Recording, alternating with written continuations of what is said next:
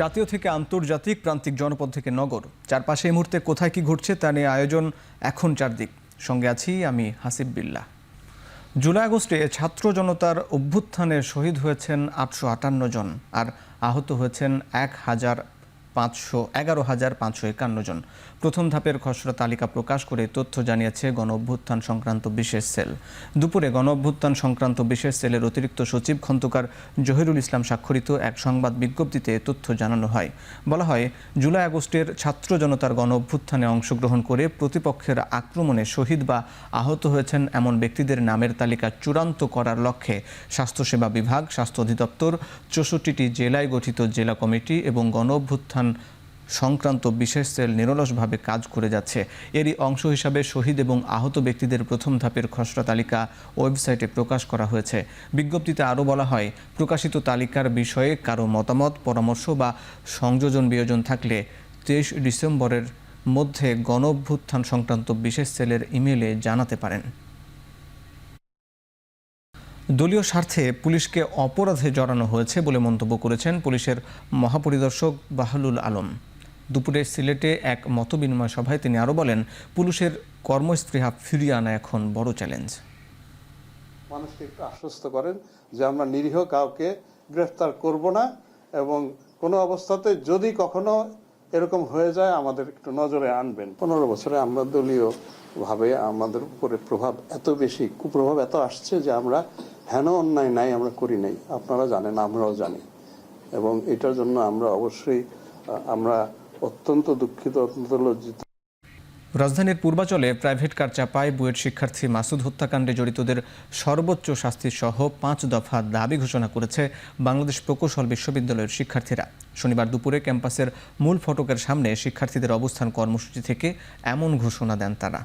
হত্যাকাণ্ডের বিচার ছাড়াও আহতদের চিকিৎসার ব্যয় বিবাদী পক্ষকে বহন, নিহত মাসুদের পরিবারকে ক্ষতিপূরণ দেয়া, সড়কের নিরাপত্তা নিশ্চিত ও তদন্তে বাধা দেওয়ার চেষ্টা করলে তাদের বিরুদ্ধে আইনানুগ ব্যবস্থা গ্রহণের দাবি জানায় বুয়েট শিক্ষার্থীরা।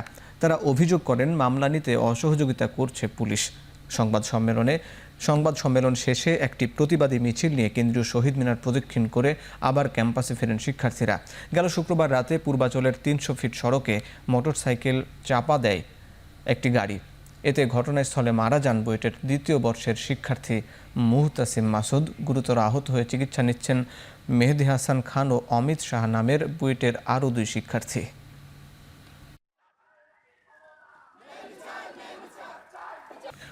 জুলাই আগস্ট গণ অভ্যুত্থানের মতো সামনের দিনেও ঐক্য ধরে রেখে সব সমস্যার সমাধান করতে হবে। বিএনপি চেয়ারপারসনের কার্যালয়ে ১২ দলীয় জোটের সঙ্গে বৈঠক শেষে কথা বলেন স্থায়ী কমিটির সদস্য নজরুল ইসলাম খান। আমরা দেশের বিদ্যমান রাজনৈতিক অবস্থা, অর্থনৈতিক অবস্থা, জনগণের নানা সমস্যা ইত্যাদি নিয়ে আমরা মত বিনিময় করেছি। ফ্যাসিবাদ বিরোধী যে রাজনৈতিক শক্তিসমূহ দীর্ঘদিন যাবৎ যে আন্দোলন করে এসেছে, আমাদের সেই আন্দোলনের এবং সেই ঐক্যের প্রয়োজনীয়তা ফুরিয়ে যায় নাই। সম্প্রীতির কথা বলার আগে ভারতীয়দের আয়না দেখার পরামর্শ দিয়েছেন জামাতে ইসলামীর আমির ডাক্তার শফিকুর রহমান। দুপুরে মৌলভীবাজার সরকারি উচ্চ বিদ্যালয় মাঠে জেলা জামাতের কর্মী সম্মেলনে এ কথা বলেন তিনি। আমাদেরকে আপনারা সাম্প্রদায়িক সম্প্রীতির কথা বলেন, ভালো, আপনাদের নিজের চেহারা আয়নাতে একটু এর আগে দেখে নেন। আপনারা সেখানে যাদেরকে মাইনরিটি বলেন তাদের সাথে আপনারা কি আচরণ করেন। আমাদেরকে সাম্প্রদায়িক সম্প্রীতির স্বভাব দিতে হবে না। যুগ যুগ ধরে এই দেশ সাম্প্রদায়িক সম্প্রীতির দেশ। এই দেশের মানুষ প্রমাণ দিয়েছে।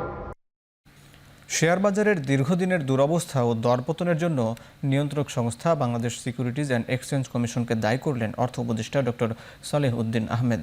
বাংলাদেশ ব্যাংকিং সেক্টর নিয়ে সিরডাপ অডিটোরিয়াম আয়োজিত এক অনুষ্ঠানে তিনি বলেন, ব্যাংকিং সহ আর্থিক খাত ও মূল্যস্ফীতির তথ্য নিয়ে বিগত সরকারের মতো কোনো ধরনের কারচুপি করছে না অন্তর্বর্তী সরকার। প্রাইস কমে যাচ্ছে, পুঁজিবাজার চেয়ারম্যানকে কি রিমুভ করো মিছিল হচ্ছে তার হিসেবে সেক্রেটারি জেড ক্যাটাগরি শেয়ার যদি বিক্রি হয়, যার অস্তিত্ব নাই, মহানন্দে শেয়ার কিনছেন, এই প্রিজাম্পটিভ ভ্যালু মানে নিয়ে লাভ ওই কাগজ, কদিন পরে কাগজটা আপনি ওয়েস্ট পেপার হিসেবে ব্যবহার করবেন। তো এগুলো একটু কষ্ট হবে, এবং এই জন্য আমি দায়ী না, বিনিয়োগকারীদের দায়ী করছে না, যারা প্লেয়ার ভেতরে বা যারা রেগুলেটর তাদের অনেক দোষ আছে। নানা আয়োজনে পাবনার ঈশ্বরদীতে উদযাপিত হল প্রমত্তা পদ্মার কোল ঘেঁষে গড়ে ওঠা ঐতিহ্যবাহী বাংলাদেশ রেলওয়ে সরকারি চন্দ্রপ্রভা বিদ্যাপীঠের শতবর্ষপূর্তি অনুষ্ঠান। শতবর্ষপূর্তি উপলক্ষে বিদ্যাপীঠের বর্তমান ও প্রাক্তন শিক্ষার্থীদের অংশগ্রহণে পাকশী রেলওয়ে মাঠ থেকে শোভাযাত্রা বের করে স্কুল প্রাঙ্গণে মিলিত হয়। পরে শতবর্ষ পূর্তি উৎসবের থিম সং পরিবেশনায় শুরু হয় আনন্দ আয়োজন। এ সময় প্রাক্তন শিক্ষার্থীরা স্মৃতিচারণ ও আড্ডায় মেতে ওঠেন। সন্ধ্যায় সাংস্কৃতিক অনুষ্ঠানের মধ্য দিয়ে শেষ হয় দুদিনের উৎসব। প্রধান অতিথি হিসাবে বক্তব্য রাখেন বাংলাদেশ রেলওয়ের মহাপরিচালক আফজাল হোসেন। আরও বক্তব্য রাখেন প্রাক্তন শিক্ষার্থী সাবেক এমপি সিরাজুল ইসলাম সর্দার, স্বাধীনতা পুরস্কারপ্রাপ্ত চিকিৎসক কামরুল ইসলাম, উৎসবের আহ্বায়ক গোলাম মোস্তফা রবি সহ অনেকেই।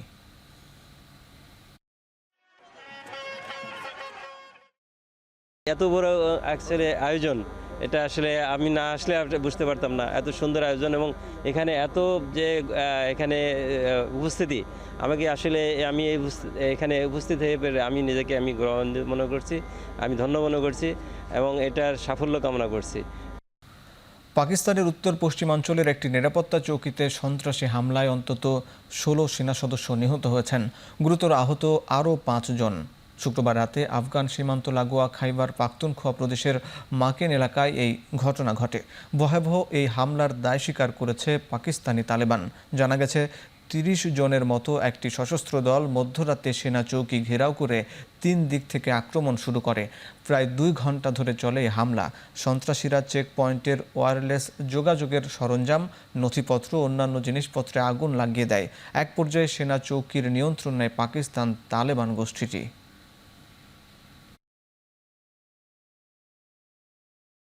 বিপিএলকে আরও জমিয়ে তুলতে প্রথমবার ট্রফি ট্যুরের উদ্যোগ নিয়েছে বিসিবি।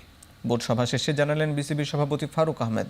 আরও বলেন, জানুয়ারিতে চ্যাম্পিয়ন্স ট্রফিতে সাকিব তামিম বিবেচনায় থাকার সম্ভাবনা আছে। জুনিয়র এশিয়া কাপজয়ী প্রত্যেক ক্রিকেটারকে 3 লাখ টাকা করে পুরস্কার দেওয়ার সিদ্ধান্ত হয়েছে সভায়। বাড়ছে নারী ক্রিকেটারদের সুযোগ সুবিধাও।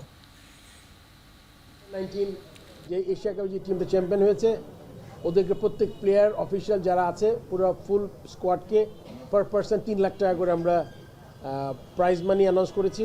মেয়েদেরও উইনিং বোনাস চালু করেছি, এটা নতুন জিনিস। ছেলেদের মতো ছেলেরা আপনি জানেন যে টেস্ট র্যাঙ্কিংয়ের উপরে যেই ছেলেরা বোনাস পায়, 1, 2, 3কে হারালে একটা অ্যামাউন্ট, 5, 4, 5, 6 র্যাঙ্কিং যারা তাদের হারালে একটা বোনাস, সেম মেয়েরা সেম মানে ওরকম করে বোনাস পাবে। বাট টাকার অ্যামাউন্টটা হয়তো বা একটু হেরফের হবে, বাট বোনাস পাবে আর কি। সাকিবের ইস্যুটা it's a totally different issue. এটাতে আসলে নতুন করে কিছু না। আপনি জানেন লাস্ট যেই ওয়েস্ট ইন্ডিজে খেলেছি আমরা, ও যে মেন্টাল স্টেটই ছিল না, খেলার মতো যেতে পারে নাই। এখন সাকিব আসলে এখন বলবে যে কি বিপিএল খেলবে, ওর অবস্থাটা আসলে আমার থেকে কিছু বলতে পারবো না, আমার কাছে কোনো আপডেট নাই সাকিবের ব্যাপারে। তামিমেরটা আসলে আপনার চিফ সিলেক্টর যেই কথা বলেছেন, এখনও কোনো পলিসি নাই। যদি কোনো প্লেয়ার রিটায়ার না করে থাকে আর যদি সিলেক্টরে মনে করে তাকে টিমে দরকার, তখন ওই সিলেকশন কমিটি আসলে ওই প্লেয়ারের সাথে পার্টিকুলার প্লেয়ারের সাথে আলাপ করা দরকার। শেষ করছি এখন চারদিক। এখন টেলিভিশন ওয়েবসাইটে দেখতে ভিজিট করুন www.ekhon.tv। এখন টিভি ফেসবুক দেখতে ভিজিট করুন facebook.com/tv.ekhon এবং ইউটিউবে দেখুন youtube.com/c/ekhon tv।